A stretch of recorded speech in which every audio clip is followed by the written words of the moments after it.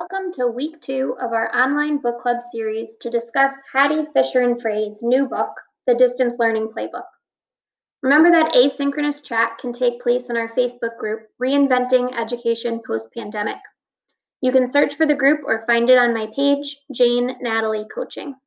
Feel free to catch up with the content from week 1 and join us for week 2. Today I am summarizing Module 4, Teacher Credibility at a Distance. We already covered how to develop relationships with students, so today we're going to talk about the other 4 components of building credibility. First one is trust. Building trust with students is pretty similar with any trusting relationship. Keep your promises or explain why you must break them. Tell the truth, in this case about students' performance and work quality. And don't play gotcha with your policies and grading. Instead, build an environment of academic honesty.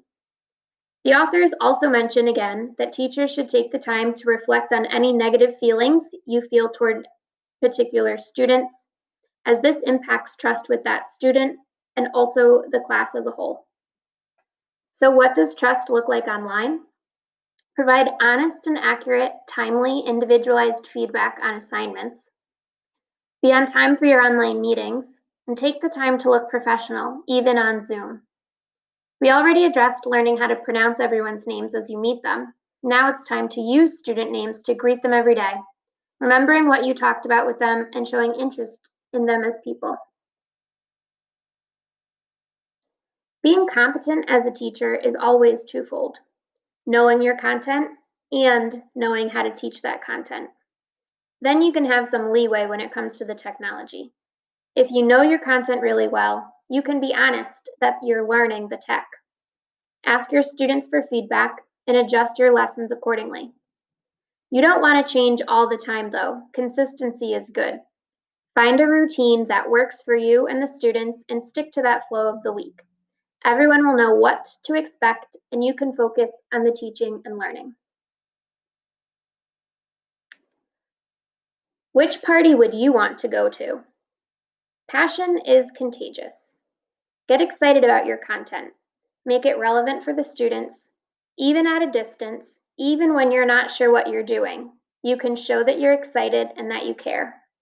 Your tone of voice, the attention you give to creating interesting and interactive slides, and dressing professionally all show you're serious about your subject.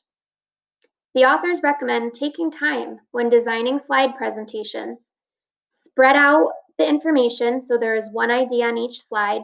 Use pictures and examples so that students can follow along and learn as you go. No one can follow an overloaded slide. And immediacy.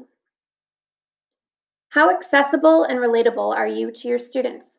Do you know them as people or are you talking into space?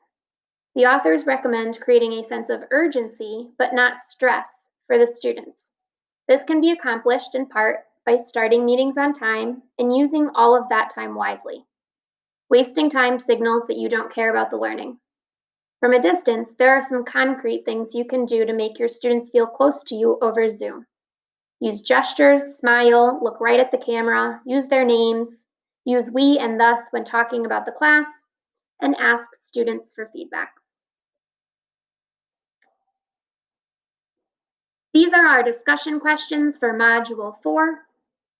What techniques and tools have you been using or do you plan to use to build credibility with your students? And what are you having the most difficulty with establishing credibility online?